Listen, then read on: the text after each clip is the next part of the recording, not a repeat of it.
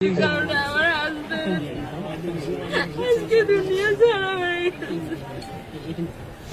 শনিবার হচ্ছে ও কলেজে গেছে, কলেজ থেকে বাড়ি আসছে,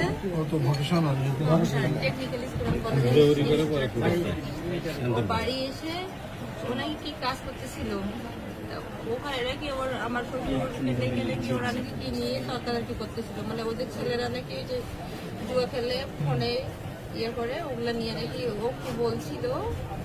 তো আমার শ্বশুর নাকি ওরা বিচার দিচ্ছিল, আমার শ্বশুর আবার আমার হাজবেন্ডকে ডাকছে, ও হচ্ছে মাছকে খাবার দিচ্ছিল পুকুরে।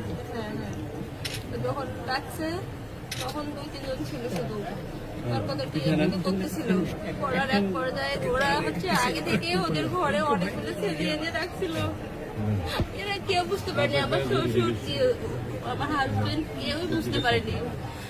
যখন তর্কাতর্কি এক পর্যায়ে ওই ছেলেগুলো একদম একসাথে এসে ঘেরাও করে, তখন আমার শ্বশুর ছিল, আমার ভাসুর ছিল, আর আমার ভাসুরের ওয়াইফ ছিল, ওরা নাকি ওখানে ছিল।